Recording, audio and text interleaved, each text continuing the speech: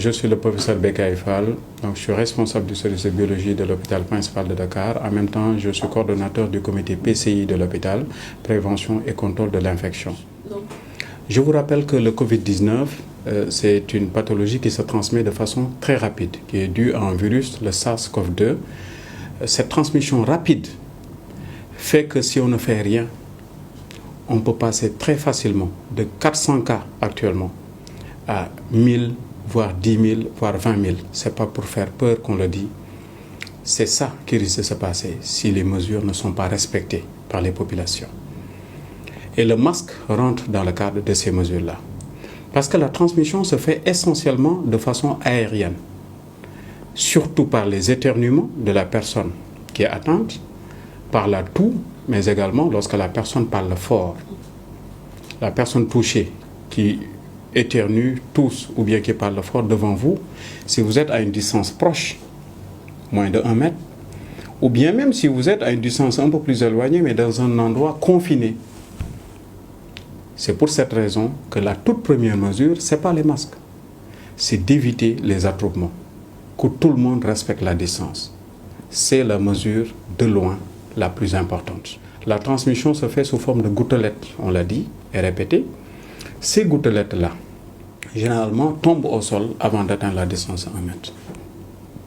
Quand on n'est pas dans un endroit trop fermé, où il n'y a pas l'air qui circule, ouvrez les fenêtres pour qu'il y ait de l'air qui circule. Ça, c'est important. Maintenant, une fois que toutes ces mesures sont déjà prises, il faut faire en sorte que les gouttelettes qui sont grosses à départ, qui partent, n'atteignent pas leur cible. Pour y arriver, il faut une barrière. C'est pour cette raison qu'on préconise le port de masque. Il y a différents types de masques. Dans les structures hospitalières, généralement, surtout dans les laboratoires, il y a ce qu'on appelle les masques de type FFP2. FFP2 ou bien N95. C'est un peu ce type de masque-là, ou bien celui-là. Ces masques-là étaient réservés généralement aux laboratoires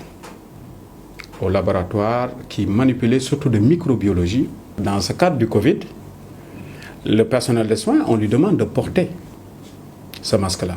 De façon générale, c'est le personnel qui, dans le cadre de son travail, est obligé plusieurs fois par jour de se retrouver à une distance proche du visage, du vis-à-vis. C'est le chirurgien dentiste, c'est l'ophtalmologue, c'est même la secrétaire qui reçoit très souvent du personnel à une distance proche et qui n'a pas de verre de protection. Ce masque-là permet d'empêcher au maximum les particules de passer lorsqu'on inspire. À côté, nous avons le masque chirurgical. Ce masque-là, son rôle, c'est essentiellement d'empêcher les gouttelettes de partir, de quitter la personne qui tousse ou bien qui éternue. Mais ce n'est pas tellement de protéger lorsqu'on le porte contre les particules qui viennent.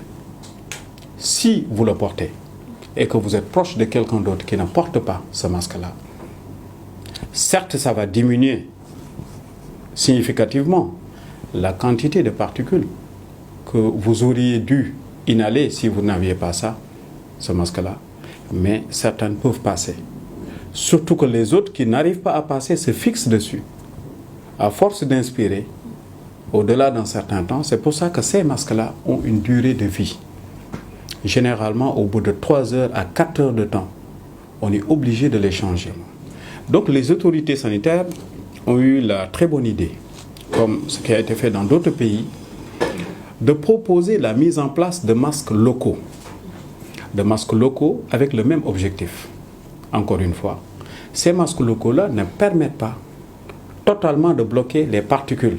Par contre, si tout le monde porte le masque, personne ne va émettre de gouttelettes au-delà de ce masque-là. Donc tout le monde va être protégé. Si je suis avec vous, proche, moi je mets mon masque, vous ne le mettez pas. Si moi je suis touché par le Covid, je tousse, j'éternue, il y a peu de chances que ça arrive. Mais une petite partie peut arriver. Par contre, si vous portez parallèlement le masque, les deux combinés, il y a peu de chances que je vous contamine. Donc ces masques-là, locaux, fabriqués localement donc, n'ont d'intérêt que lorsque tout le monde les porte en même temps. C'est pour ça que les autorités insistent. Un masque qui est mal porté, mal géré, devient plus qu'un danger qu'une solution. Le principe du masque, lorsque vous le portez, vous étiez en ville, vous l'avez porté, peut-être que vous avez eu à vous approcher de gens touchés par la maladie. Parce que je vous rappelle que environ 40 à 50% des gens qui ont le virus dans leur organisme n'ont aucun signe. Ils peuvent contaminer les autres. La première étape, c'est l'achat du masque. Lorsque vous achetez le masque, faites attention à chez qui vous l'achetez. Si vous l'achetez chez quelqu'un qui a tendance à donner à tout un chacun pour qu'il essaie, essayez, est-ce que ça marche bien? Mais les gens qui ont essayé ont dû laisser des particules dessus.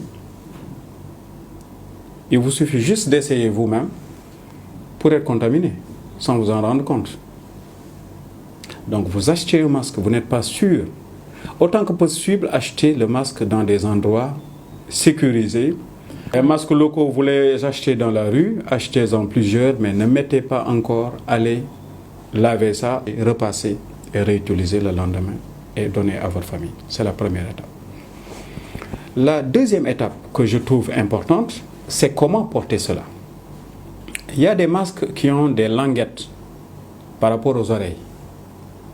Le principe, c'est que il faut autant que possible que cela soit étanche, les bords, que l'air ne puisse pas passer facilement.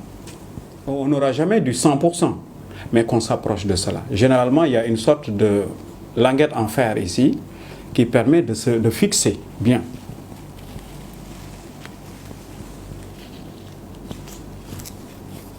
On fixe le menton, on s'assure que c'est bien fixé. Et pour enlever, vous faites comme ça. Vous assurez et vous mettez directement à la poubelle. Maintenant, il n'y a pas que ces masques-là. Il y a d'autres qui sont fabriqués, qui ont des languettes qui se fixent derrière pour que ça soit plus net. Donc, on commence par tirer, n'est-ce pas? Tirer peut-être séparément les deux languettes. On fixe comme ça. On tire bien, on fixe. On tire le menton. On s'assure que c'est bien fixé là. Et là, c'est bon. Et pour l'enlever,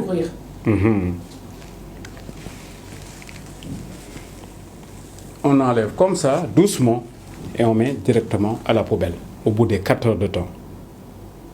Maintenant, s'il s'agit de nos masques locaux, on enlève, on met là où on a besoin de mettre, mais de façon séparée par rapport aux autres produits, de sorte à pouvoir les laver très rapidement.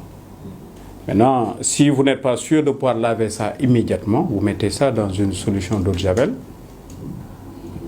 À 0,05%, c'est bon. Pendant 15 minutes, après vous lavez.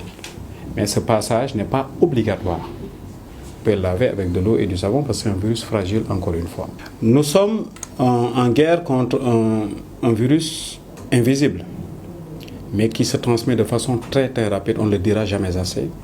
Donc nous devons continuer à être rigoureux par rapport à nos mesures barrières.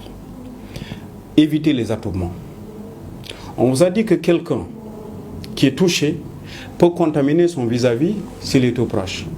Mais si nous sommes plusieurs dans la salle, quelqu'un se met à crier, à tousser, à éternuer. C'est ça qui est arrivé en Italie, à l'occasion d'un match, d'une grosse cérémonie religieuse en France. Dans des salles où les gens étaient confinés, une seule personne peut contaminer 50 voire 100 en même temps. Donc ça, l'État a bien fait de proscrire cela. Il ne faudrait pas que les gens croient que le simple fait de porter un masque les protège. Le masque n'est qu'un élément qui vient se rajouter à toutes les autres mesures qui ont déjà été prises. La mesure la plus importante, encore une fois, étant cette distanciation sociale, y compris dans les bus, qu'on mette les masques, qu'on évite de parler dans les bus également, dans les transports de façon générale, ou bien là où il y a du monde, qu'on essaie de parler le moins possible pour faire barrière, pour protéger les autres surtout. Et en partie même se protéger soi-même. Pour qu'on y arrive, chacun doit protéger l'autre. Et encore une fois, que les gens qui ne sont pas obligés de sortir, de par le travail, de par les urgences qu'ils ont à gérer, restent chez eux. Et que dans le travail également, que les gens évitent les déplacements inutiles. Tout déplacement peut être à risque. De la même façon qu'on doit éviter de toucher ce qu'on n'est pas obligé de toucher, de la même façon, on doit éviter d'aller là où on n'est pas obligé d'aller. S'il n'y a pas obligation, qu'on reste chez soi.